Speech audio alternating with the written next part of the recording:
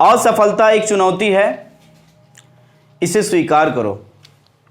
क्या कमी रह गई देखो और सुधार करो, और नहीं सुधार करोगे तो जाओगे गंगा नहाने, और क्या है हमारा क्या जाएगा देखो। तो चलिए आज के लिए, आज का जो टॉपिक है उन बच्चे के लिए है जो क्लास 12th में है या जिसका बेसिक कमज़ोर है। जिन बच्चे को लग रहा है कि मेरा बेसिक कमज़ोर है, उसके लिए सबसे मेन टॉपिक, ज़बरदस्त टॉपिक लेके आया हूं, जिसका नाम है प्रीपोजिशन। प्रीपोजिशंस क्या है दोस्तों, आज प्रीपोजिशंस के बारे में जानते हैं क्या होता है। सबसे पहले हम बात करते हैं प्रीपोजिशन को समझने का सबसे बेस्ट तरीका। देखिए दोस्तों, गांव घर में जो लड़का और लड़की का शादी होता है ना, तो देखिए जैसे मान लेते हैं कि ये यहाँ पे एगो लड़का है और यहाँ पे एगो लड़कियां हैं, इतनी सजल धजल रहबे करेगी, है ना, है कि नहीं।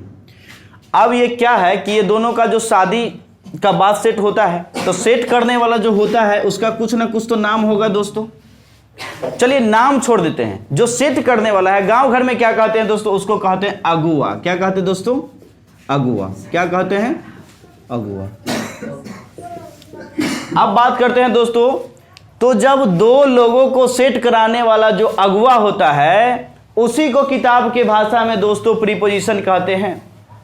कहने का मतलब क्या है कि जब दो वर्ड हो, नाउन हो सकता है, प्रोनाउन हो सकता है, और दोनों को जोड़ने वाला जो वर्ड होता है ना, उसको हम प्रीपोजिशन कहते हैं दोस्तों।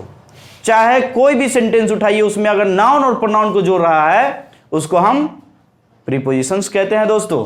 जैसे मैं कोशिश किया हूं एक थोड़ा सा एंटरटेनिंग माहौल में समझाने का। अब बात करते हैं टॉपिक पे। टॉपिक है क्या, प्रीपोजिशंस क्या होता है दोस्तों। प्रीपोजिशंस का मतलब असल में संबंध वाचक अव्यय कहा जाता है, जो संबंध को बनाए, संबंध को जो है आपस में लगाए। जैसे मान लीजिए नाउन और प्रोनाउन का संबंध इस प्रकार से, जैसे there is a cat on the table. अब देखिए दोस्तों, देयर इज ए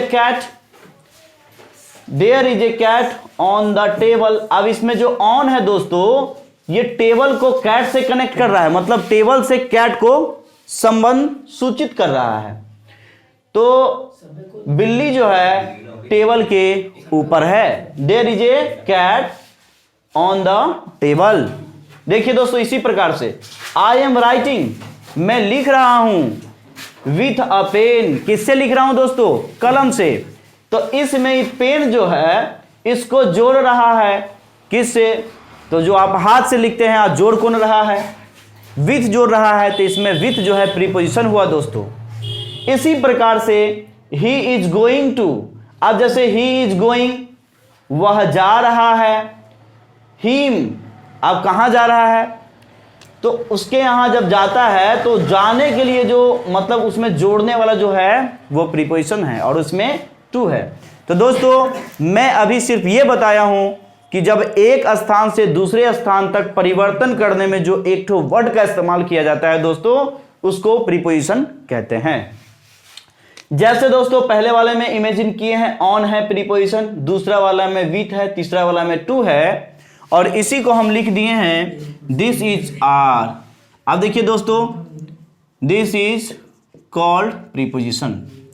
अब देखिए दोस्तों, अब इसमें जो है ये सभी क्या है, प्रीपोजिशन है। चलिए दोस्तों, अब बात करते हैं व्हाट इज प्रीपोजिशन। अब थोड़ा सा अपना भाषा तो समझ में आ ही गया, लेकिन क्या अपने भाषा से काम चलने वाला है, नहीं चलने वाला है। तो थोड़ा सा हम लोग बात कर लेते हैं कि बोले कैसे। खाली एग्जाम्पल के माध्यम से तो आप समझेंगे नहीं, समझा नहीं पाएंगे, तो दूसरे को समझाने के लिए डिफिनेशन का तो जरूरत पड़ता ही है। तो बोलेंगे a preposition is a word place before a noun और प्रोनाउन। प्रीपोजिशन जो होता है एक वर्ड है दोस्तों, एक शब्द है।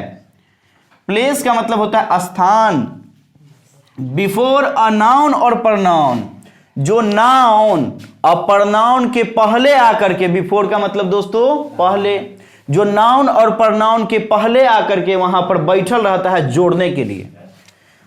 और pronoun to show its relation, और उसको रिलेशन में ला देता है, मतलब संबंध को बना देता है। टू सम अदर वर्ड, किसी भी वर्ड को कनेक्ट कर देता है इन द सेंटेंस, किसी भी सेंटेंस में या इस वाक्य में। तो इस प्रकार से दोस्तों आपको अगर बोलना होगा कि प्रीपोजिशंस क्या होता है, तो बोलेंगे a preposition is a word place before a noun और pronoun to show its relation to some others word in the sentence is called preposition. तो चलिए दोस्तों, ये तो सिर्फ इंग्लिश का देखें, इसका एग्जाम्पल देखें। अब कुछ हिंदी में भी बात कर लेते हैं कि कैसे बोलेंगे।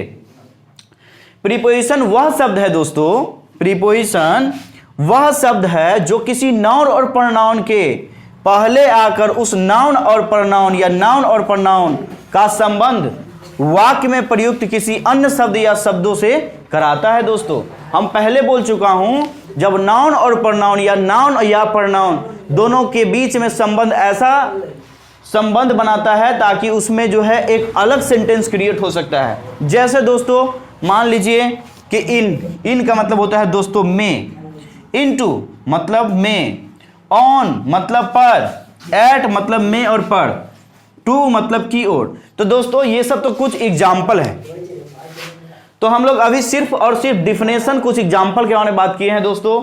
अब जो है हमारा पार्ट्स ऑफ स्पीच खत्म होने वाला है, उसके बाद एक एक चीजों पे वर्ड एकदम कॉन्स्टिट्यूएंट पार्टिकल्स पे हम लोग वीडियो बनाएंगे और बताएंगे कि इनका प्रयोग कहाँ होता है, इनटू का प्रयोग कहाँ होता है, इस प्रकार से ऑन का प्रयोग कहाँ होता है, एट का। क्योंकि दोस्तों ये वीडियो बहुत ज़्यादा लंबा हो जाएगा, इसलिए मैं सोचता हूँ कि आप भी थोड़ा सा अच्छा गुड फील करें, इसके बाद अच्छे समझे। और ये वीडियो आपको अच्छा लगा तो आप अपने दोस्तों में शेयर करना नहीं भूलेंगे दोस्तों। और तब तक के लिए जय हिंद, जय हिंद। बस हो गया। और लाइक कौन करेगा, सब्सक्राइब कौन करेगा? आप ही लोग ना। सपोर्ट नहीं करिएगा तो होगा कैसे? जल्दी सपोर्ट करो, लाइक करो, सब्सक्राइब करो।